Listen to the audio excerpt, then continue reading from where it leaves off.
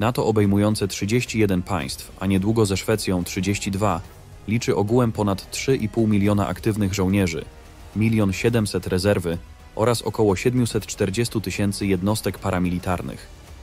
Każdy kraj członkowski sojuszu utrzymuje swoje siły zbrojne i dobrowolnie wnosi wkład na obronność. Według danych NATO z bieżącego roku wszystkie zjednoczone państwa przewidują przeznaczenie na ten cel łącznie 1 biliona i 159 miliardów dolarów, co jest o 102 miliardy dolarów więcej niż przed rosyjską inwazją na Ukrainę.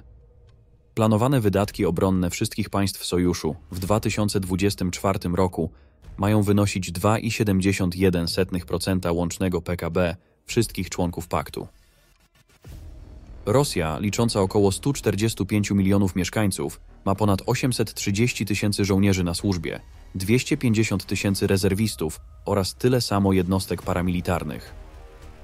W przypadku potencjalnego konfliktu wojennego, armia NATO wykorzystuje różnorodne typy samolotów i pojazdów latających, które stanowią szeroki i zróżnicowany arsenał. Zaawansowane myśliwce, takie jak F-35 Lightning II, Eurofighter Typhoon i Dassault Rafale, które zapewniają niezrównaną przewagę powietrzną i zdolności wielozadaniowe, należą do najlepszych zasobów powietrznych NATO. Całkowita liczba jednostek latających po stronie Paktu Północnoatlantyckiego to 20 633. W skład tego wchodzi około 3400 myśliwców, ponad 1100 samolotów szturmowych, ponad 1500 transportowców, prawie 1000 samolotów rozpoznawczych, 615 tankowców, ponad 8600 helikopterów i 1439 śmigłowców bojowych. Jeśli podoba Wam się ten odcinek, zapraszamy do polubienia i udostępnienia filmu oraz subskrypcji kanału, aby nie przegapić nowych materiałów. Dzięki i kontynuujmy.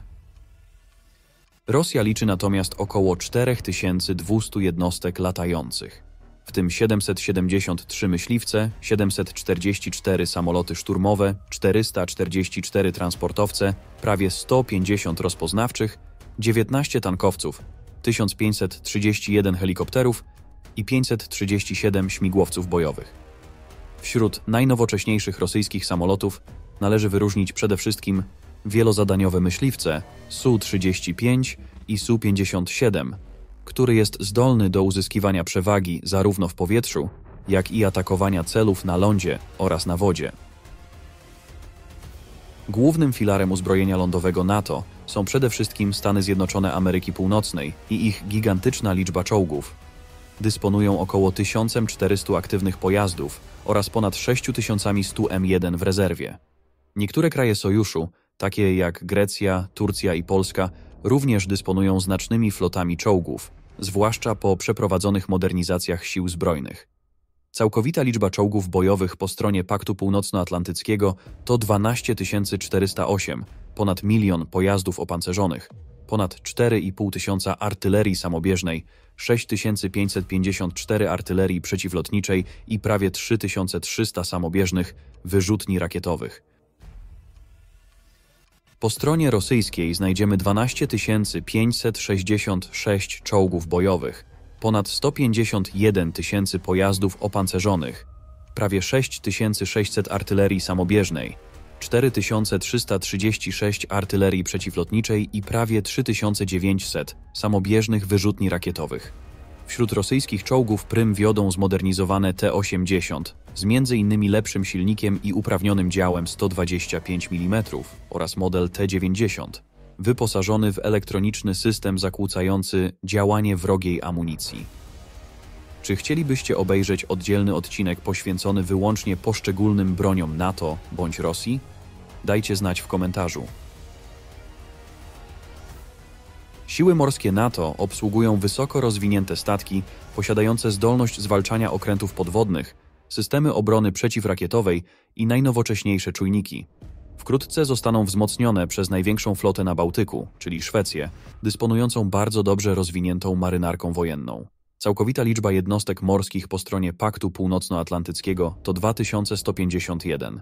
W skład tego wchodzi 112 niszczycieli, 135 fregat, 55 korwet, 13 lotniskowców śmigłowców szturmowych, 16 lotniskowców, 143 okręty podwodne, 295 łodzi patrolowych oraz 151 trawowców.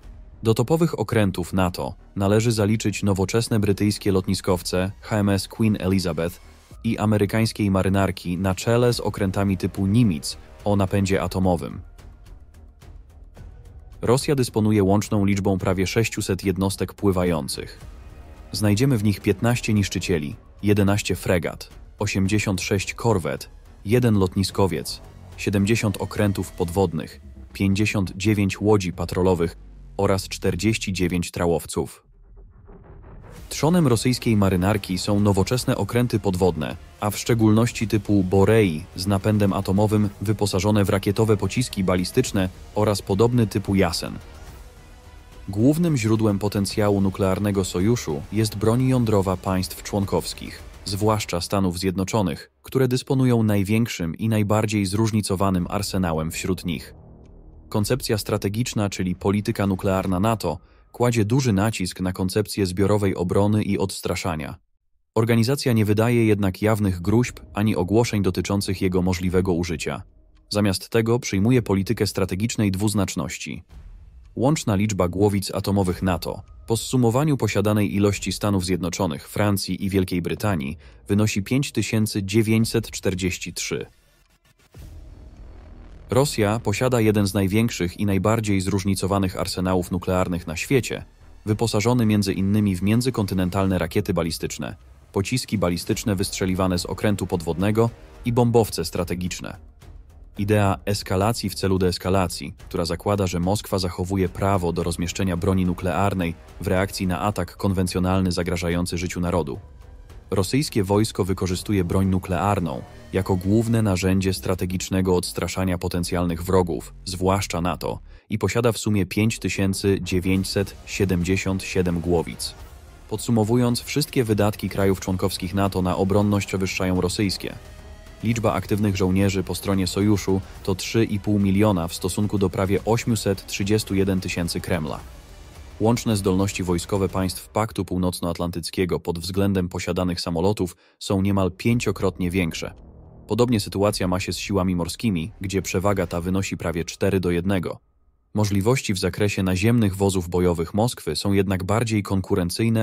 Połączony arsenał nuklearny Stanów Zjednoczonych, Wielkiej Brytanii i Francji w porównaniu do Rosji jest mniejszy o 34 głowice.